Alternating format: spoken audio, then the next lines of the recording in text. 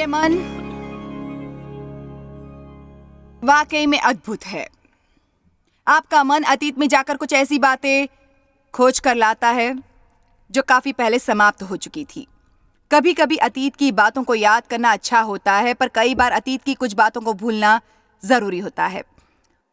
आपका मन कल्पना के जरिए आगे के भविष्य में जा सकता है और यह अहम है कि आप अपनी कल्पना के साथ आखिर क्या करते हो, क्योंकि नीति वचन 23:7 कहता है, मनुष्य जैसा विचार करता है वैसा ही वो बन जाता है। शायद हम नहीं जानते कि यह कितना सामर्थ्य है। मैं इसे इस तरह कहना चाहूंगी, जहां मन जाता है वहीं इंसान जाता है। अपनी बात रखने हेतु मैं यहां यूं कहूंगी कि अगर आप अपना मन हॉट फज पर रखते हैं और अगर आप अपना मन उसी पर लगाए रहोगे, तो मैं दावे के साथ कह सकती हूं कि आप हॉट फज ही खाओगे और कुछ नहीं। क्या आप इस सिद्धांत को समझ रहे हैं? आप में से कई लोग यहाँ चॉकलेट पर अपना मन केंद्रित करके आए हैं। आमीन। खैर, ये एक मजेदार तरीका था इसे समझाने का, पर सच ये है कि जहां आपका मन जाता है उसी दिशा में आप भी चलना शुरू करते हैं, और जो हम सोचते हैं वही अहम होता है। कई लोग सोचते हैं कि वे अपने विचारों को रोक नहीं सकते। रोक सकते हैं, बिल्कुल आप रोक सकते हैं। आप अपने विचारों को चुने और बड़ी ही सतर्कता से चुने। बाइबल 2 कुरिन्थियों में कहती है कि अगर कोई गलत विचार आपके मन में आता है तो आपको उसे कैद करके प्रभु के सामने लाना है और प्रभु के वचन से कुछ चुनकर उस पर मनन करना है। अब हर व्यक्ति के लिए प्रभु की एक विशेष योजना है, कुछ लोगों के लिए नहीं। हर एक व्यक्ति के लिए जो यहाँ है या टीवी पर ये देख रहा है, आपके लिए प्रभु की एक विशेष योजना है। पर बाइबल हमें सिखाती है रोमियो 12 में, जिसे जानना अनिवार्य है, तो वहां चलते हैं। रोमियो 12:2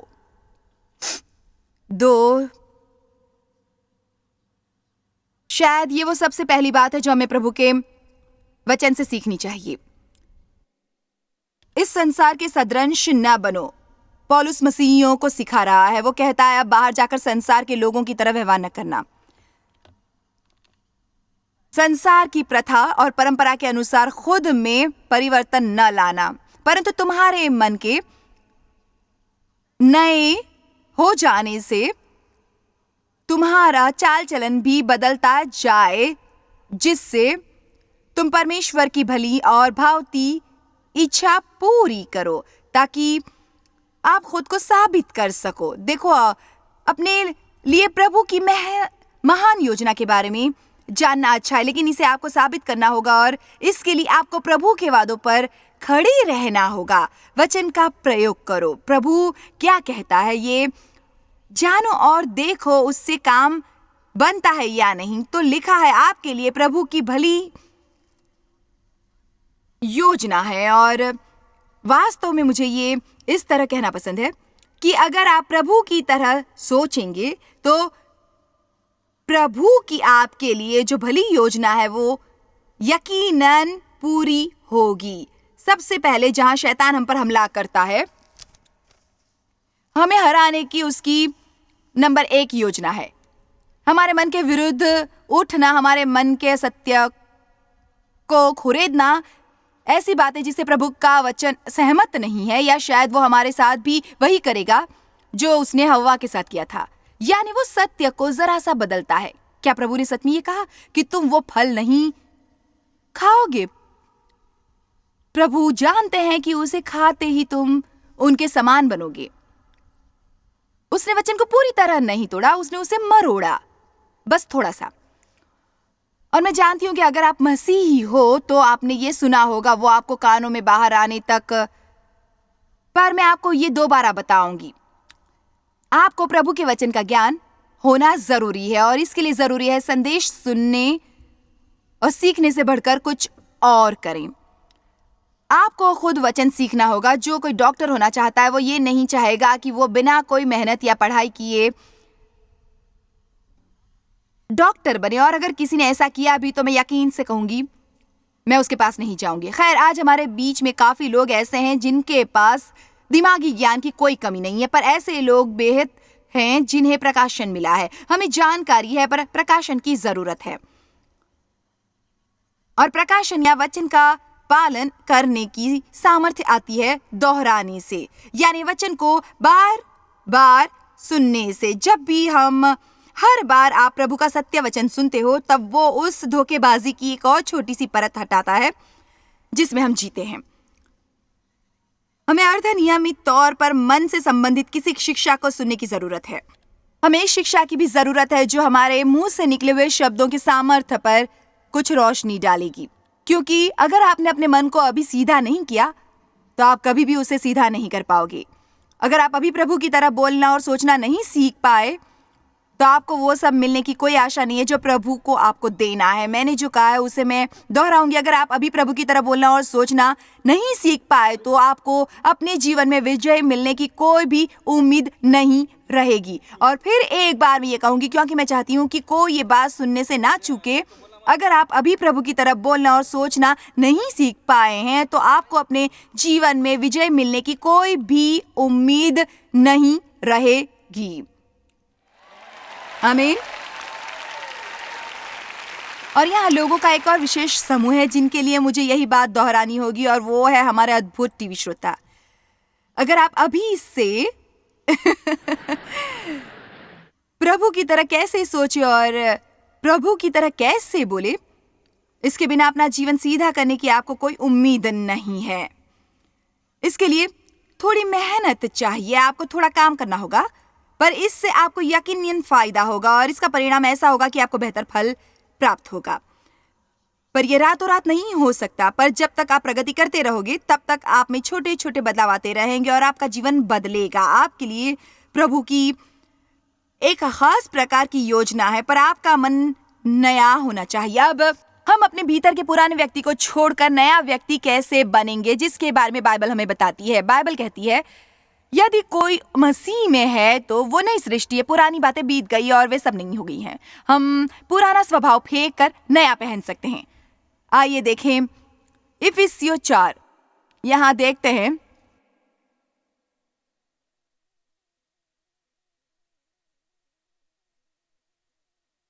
ये जानना कितनी बड़ी खुशखबर है कि आपको वही सोचने की जरूरत नहीं है जो आपके दिमाग में आता है जब आप प्रभु का वचन जानते हो और आपके मन में वो विचार आते हैं जो प्रभु के वचन से सहमत नहीं होते, तो आप कहो नहीं, मैं ऐसा नहीं सोचूंगा, और आप उस गलत विचार को सही विचार में बदल दो।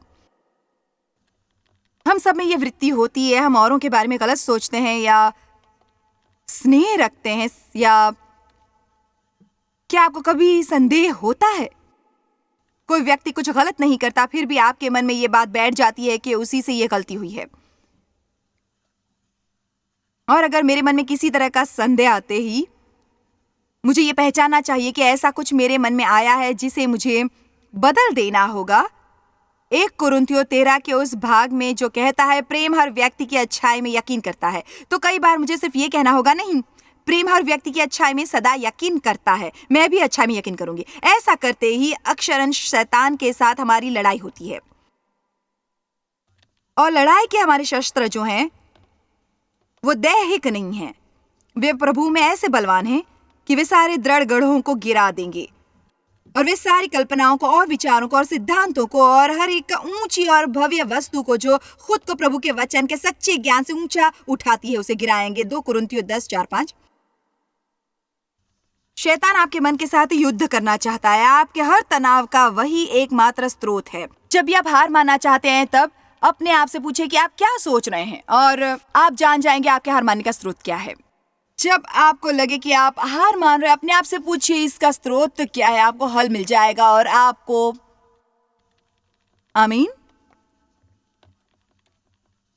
इफिसियों 4:22 कि तुम पिछले चाल चलन के पुराने मनुष्यत्व को जो भरमाने वाली अभिलाषाओं के अनुसार भ्रष्ट होता जाता है उसे उतार डालो। इसका अर्थ है अपने पुराने जीवन को जो शरीर की लालसाओं से और अन्य सांसारिक परिभाषाओं से भरा था उसे उतारो।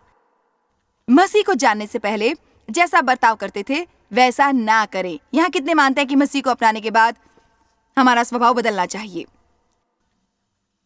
और अपने मन के आत्मिक स्वभाव में नए बनते जाओ। ये प्रतिदिन की बात है। रोजाना आपको अपने विचारों पर गौर करना होगा। हर घंटे आपको अपने विचारों पर गौर करना होगा। उसके लिए प्रार्थना करो, प्रभु अपने आत्मा के द्वारा मुझे सतर्क करो जब भी मैं कोई ऐसा विचार करती हूँ जो वचन के खिलाफ है। पवित्र आत्मा मुझे सतर्क करो जब मैं बदबूदार सोचती हूँ। और अपने मन के आत्मिक स्वभाव में नए बनते जाओ।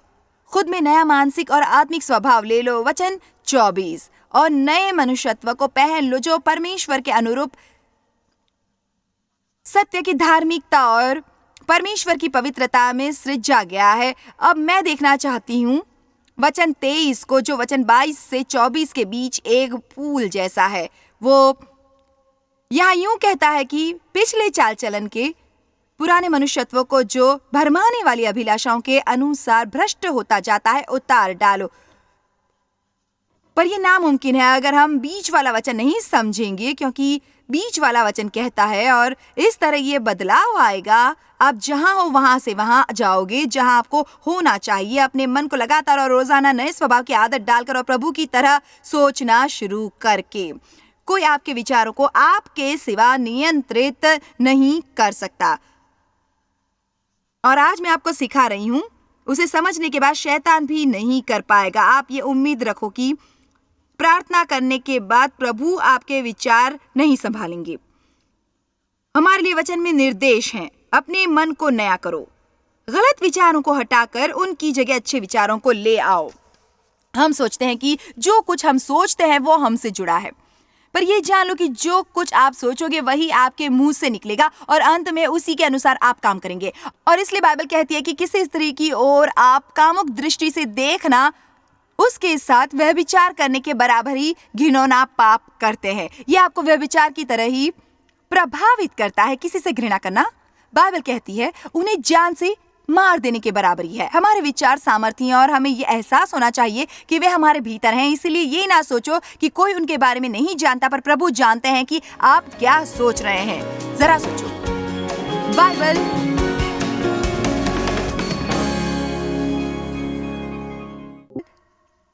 बाइबल कहती है प्रभु हमारा वो हर शब्द जानते हैं जो हमने नहीं कहा है, और वो हमारा हर विचार जानते हैं जो आगे हमारे मन में आएंगे और आने वाले हैं। हमारे मन के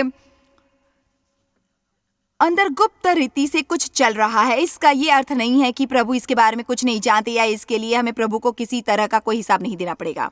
ऐसा सोचना लोगों की बेवकूफ़ी है कि वे कहीं पर बैठकर अश्लील साहित्य देख सकते हैं और फिर भी उन पर असर नहीं होगा। और आज ये सबसे बड़ी विश्वव्यापी और महाकाय समस्या है। ऐसा होते हुए भी संसार कहता है उसमें कोई बुराई नहीं है, मैं कुछ नहीं कर रहा हूं, मैं तो सिर्फ देख रहा हूं। और ऐसा सिर्फ अविश्वासी लोग नहीं करते हैं, ये सब जगह हैं। बेहतर होगा कि आप ये सीख लें कि अपने कंप्यूटर और टीवी पर क्या ना देखें। आप ये भी सीख लें कि अपने घर में आने वाली पत्री में किस चित्र को घूर कर नहीं देखना है, क्योंकि सच कहती हूँ शैतान इसके बड़े बड़े खुराक पिला रहा है। आमीन। प्रभु के वचन पर अध्ययन करने से ही मन का नवीनीकरण होता है। मुझे आपको एक कहानी बतानी है जो मुझे पिछले साल बताई थी प्रभु ने एक काफी लोकप्रिय प्रचारक के द्वारा। अगर मैं आपको उसका नाम बता दूं तो इसकी गहरी आशंका है कि आप उनकी पुस्तक अपने लिए खरीद लें। उनकी लोकप्रियता ही ऐसी है। और फिर भी कई कई कई कई सालों तक उनके जीवन में एक गंभीर समस्या थी जिसके बारे में सिर्फ वो और उनकी पत्नी जानते थे, और शायद वो लोग जानते थे जिसने उन्होंने सलाह ली। और उन्होंने मेरे टीवी कार्यक्रम पर यह बात बताई क्योंकि वे अन्य लोगों की मदद करना चाहते थे। वे बोले, मेरे जीवन में काम भावना का गुप्त पाप था। मेरी यह समस्या किशोर अवस्था में थी। उन्होंने कहा, खासकर जब मैं खूबसूरत स्त्री देखता था तब मेरा मन उन जगहों में भटकने लगता था जहां उसे बिल्कुल नहीं जाना चाहिए था। उन्होंने कहा, प्रभु का बंदा और उनका सेवक होने के नाते मैं इस कदर कायल होकर खुद को दोषी मानता था कि मैंने खूब प्रार्थना की। मैंने ये बात अपनी पत्नी को बताई क्योंकि मैं नहीं चाहता था कि हमारे बीच कोई पर्दा हो। उसने भी प्रार्थना की। मैंने यही बात कुछ लोगों के साथ बांटी ताकि मुझे सलाह मिल सके, पर मेरी समस्या ज्यों की त्यों बनी रही। वे बोले, मैं स्विमिंग पूल जाने से भी कतराने लगा। मैं नहीं चाहता था कि मैं किसी महिला को स्विमिंग सूट में नहीं देखना चाहता था, क्योंकि ऐसा होते ही मुझ में क्या हो जाता ये मैं बता नहीं सकता। उनके जीवन के इस गंभीर पाप के कारण उनके जीवन में घटी, और फिर एक बात वो समझने लगे कि प्रभु के वचन पर मनन करने से उन्हें जय मिलने लगी। अभी ये भी सुन लो, वो प्रभु का वचन अपनी समस्या पर लागू नहीं करते थे, पर उन्हें एहसास हुआ कि प्रभु ने उन्हें कुछ वचनों पर अध्ययन करने का बोझ दिया है। वो पवित्र शास्त्र के कुछ खास वचन थे जिन्हें उन्हें याद करने थे, और उन पर लगातार और लगातार और लगातार और लगातार तब तक मनन करना था जब तक वे उनका हिस्सा न बन जाएं। तो चाहे कारण कोई भी हो, मुझे यकीन है कि प्रभु उनकी प्रार्थनाओं का उन्हें उत्तर दे रहे थे, पर वे ये जानते नहीं थे। वचनों का पहला समूह जो उन्होंने मनन के लिए चुना वो था गलातियों 5:13-14। हे भाइयों, तुम स्वतंत्र होने के लिए बुलाए गए हो, परंतु ऐसा न हो कि ये स्वतंत्रता शारीरिक कामों के लिए अवसर या बहाना बने, स्वार्थी हेतु के लिए, वरन प्रेम से एक दूसरे के दोस्त बनो, प्रेम से एक दूसरे के दास बनो, क्योंकि सारी व्यवस्था मानवीय रिश्तों के संदर्भ में इस एक की ही बात में पूरी हो जाती है। तू अपने पड़ोसी से अपने समान प्रेम रख। इस पर वो हफ्तों तक मनन कर रहे थे। तू अपने पड़ोसी से बिल्कुल अपने समान प्रेम रख, अपने पड़ोसी से अपने समान प्रेम रख। मनन करने का अर्थ है किसी बात पर बार बार विचार करना और धीमी आवाज में उसे लगातार बुदबुदाना या ऊंची आवाज में उसे बोलना। मेरे जीवन में भी मुझे शर्मिंदा होने की समस्या थी, क्योंकि बचपन में मेरा शोषण हुआ था और मैं सदा खुद को ही दोषी मानती थी। मेरे मन में बेहद अपराध बोध था। शैतान ने मुझे यकीन दिलाया था कि मेरे पिता ने मेरा शोषण किया क्योंकि मैं ही गलत थी, और यही रिकॉर्ड मेरे दिमाग में सालों तक बज रही थी। मुझ में क्या गलत था, मुझ में क्या गलत था। और जब मुझे प्रभु के वचन से धार्मिकता के बारे में सीखने को मिला, तब मेरे दिमाग में ज्ञान की थोड़ी रोशनी चमकी। कम से कम मसीह के लहू के द्वारा प्रभु के साथ मेरा रिश्ता सही था। पुराना मनुष्य मर चुका था और मेरे पिता ने जो किया था उसके लिए मैं जिम्मेदार नहीं थी। कोई वजह नहीं थी कि मैं शर्मिंदा होकर खुद को दोष दूं। मेरे मन में मुझे ये मालूम था, पर भावनाएं नहीं मानती थीं। देखो, जो भी आप जानते हो वो आपकी भावनाओं पर सवार होगा, पर ये मत सोचो कि आपने एक बार वचन पढ़ा है और उसके साथ सहमत भी हो तो आपकी वो भावनाएं अब चली जाएंगी। इसलिए जब आप संदेश सुनते हो अपने शत्रुओं को माफ करने के बारे में, तब आप उनके लिए विश्वास योग्यता से प्रार्थना करते हो, पर फिर भी उन्हें देखकर आप उन्हें कच्चा चबाना चाहते हो। आपको कोई फर्क नहीं पड़ता, आप पर तो आपकी भावनाएं हावी होती हैं।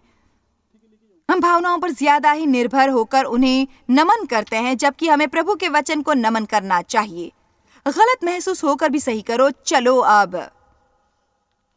भी, मुझे माफ करने हेतु मुझे आपको माफ करने जैसा नहीं लगना चाहिए। मन में दोष भावना का होना शैतान का काम होता है और वो बेहद झूठा होता है। और सच यही है कि मैंने मसीह के लहू के द्वारा प्रभु से अपना रिश्ता सुधारा है, और जब भी मैं कोई गलती करती हूँ और सच्चे मन से पश्चाताप करके जब मैं उससे मन फिराती हूँ, तब मेरे पापों की माफी होती है। और बाइबल कहती है कि पूरब से पश्चिम जितनी दूर है उतने दूर प्रभु हमारे पाप ले जाते हैं।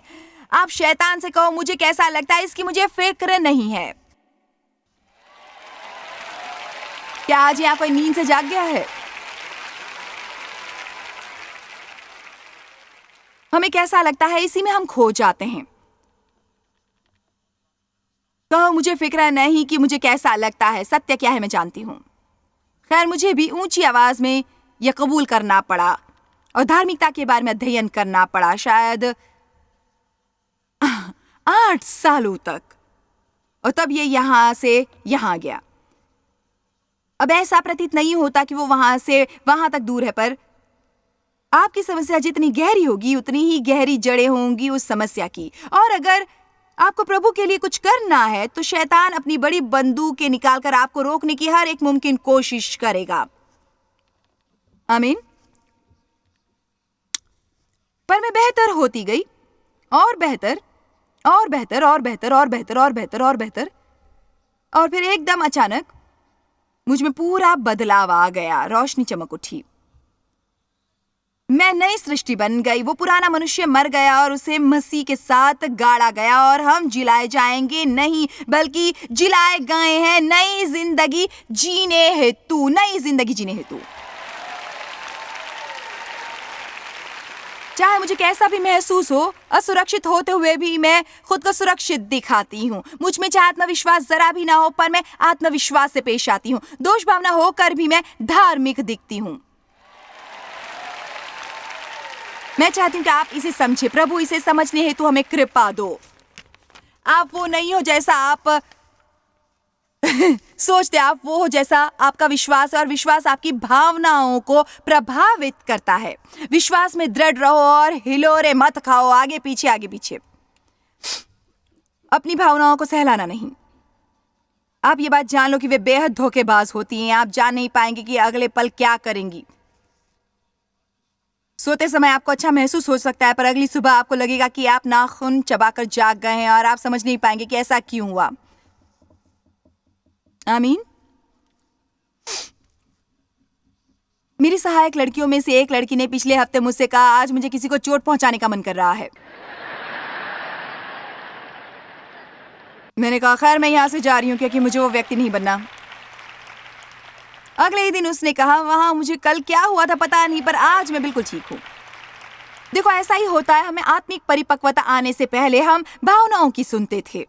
जब आप किसी को चोट पहुंचाना चाहो तो आप चोट पहुंचाओगे। जब आप किसी का दिल दुखाना चाहते हो आप दिल दुखाओगे। जब आप बात न करना चाहो आप बात नहीं करोगे। पर जितना आप परिपक्व बनते हो उतना अधिक महसूस करते हो कि आपको अपनी भावनाओं की नहीं सुनिए। किसी बात पर मनन करने का अर्थ है बार बार उसके बारे में सोचना और बार बार उसे बुदबुदाना, ताकि वो आपके जीवन की वास्तविकता बने। तो वो मनन कर रहा था गलातियों 5:13-14 पर। सारी व्यवस्था इस एक ही बात में पूरी हो जाती है, तू अपने पड़ोसी से अपने समान प्रेम रख। वो अपने परिवार और नाती पोतों के साथ छुट्टियों पर थे और उनके नाती पोते स्विमिंग पूल पर जाना चाहते थे, पर उन्होंने स्विमिंग पूल से परहेज कर रखी थी। वो वहां जाना नहीं चाहते थे, पर जैसे तैसे चले गए और वहां खूबसूरत लड़की अपनी प्यारी प्यारी छोटी छोटी पीले रंग की बिकनी में आई और तुरंत वो सोचने लगे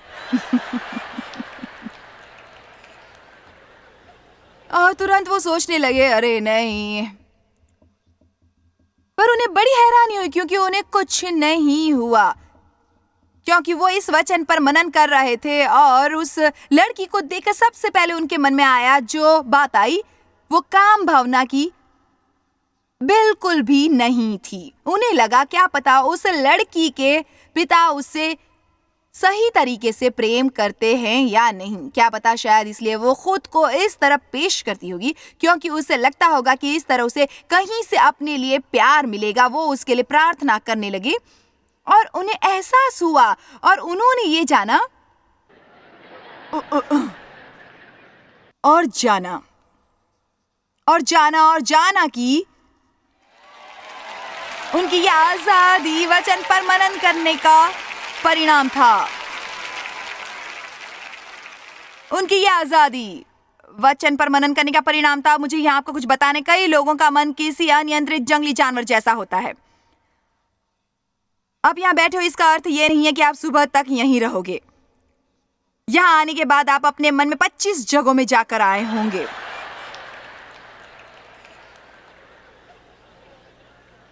और आज विशेषतः जब हमारे सामने कई चित्र एक साथ उभर कर आते हैं तो वचन पर मनन करना और अधिक मुश्किल लगता है। इसलिए वचन का अध्ययन करना एक ऐसी कसरत है जो आपके लिए काफी अनिवार्य है। अब ये छोटी पुस्तक जो मैं आपको हमेशा बताती हूँ, the secret power speaking God's word out loud, आपके लिए खूब मददगार साबित होगी। और जो इस पुस्तक का सही ढंग से इस्तेमाल करते हैं वो ये देख सकते हैं कि उस पुस्तक से फर्स्ट पर्सन कन्फेशन का भाग इस श्रेणी के अनुसार विभाजित किया गया है। और यूं मान लो कि आपके जीवन में समस्या है, किसी ने आपका दिल दुखाया है जिसे भुलाने में आपको दिक्कत हो रही है, तो आप वो भाग पढ़िए जो क्षमाशीलता और शत्रु पर प्रेम करने के विषय में है। और आप उस भाग को ऊंची आवाज में पढ़ो और ऊंची आवाज में पढ़ो और ऊंची आवाज में पढ़ो।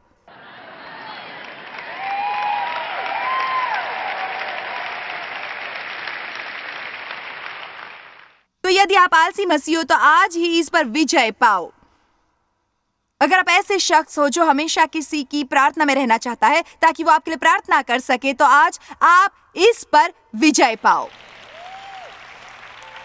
अगर आप जय पाना चाहते हो तो आपको खोजना होगा कि प्रभु का वचन क्या कहता है, और आपको प्रभु की तरह सोचना होगा और आपको वो कहना सीखना होगा जो प्रभु कहते हैं। आमीन। रोमियो 12:2 कहता है, इस संसार के सदृश न बनो बल्कि बदलते जाओ, और इसका अर्थ है संपूर्ण बदलाव, मन के नए हो जाने से आया हुआ। क्या अद्भुत वचन है ये। अगर आपने अपने मन का नवीनीकरण नहीं किया तो आपको वो जीवन कभी नहीं मिलेगा जिसके लिए यीशु ने अपनी जान दी। पर प्रभु चाहते हैं कि आपको वो मिले, तो आप इसे जरूर देखें। सारी जानकारी लिख दीजिए और इस शिक्षा की प्रतियां अभी अपने लिए प्राप्त कीजिए। जॉय स्मायर मिनिस्ट्रीज में आप हमारे लिए कितने अहम हैं, इसका आपको अंदाजा नहीं। हम आपके आभारी हैं और हम धन्यवाद करते हैं अपने सब मित्रों और सहयोगियों का कि उन्होंने इस विश्वव्यापी सेवकाई को संभव बनाया। मिलकर हम भूखों को खिला रहे हैं, गरीबों को पहना रहे हैं और कई देशों में सुसमाचार पहुंचा रहे हैं। कृपया हमसे संपर्क करें या विजिट करें jmmindia.org पर। आज ही अपनी प्रार्थना के अनुरोध बताने के लिए, हमारे साधनों के बारे में और जानकारी और जॉयस की सभाओं का शेड्यूल जानने के लिए, और हमारे सहयोगी बन जाएं दुनिया भर में मसीह का प्रेम बांटने के लिए। ये कार्यक्रम जॉय स्मायर मिनिस्ट्री के मित्रों और पार्टनर्स द्वारा प्रायोजित है।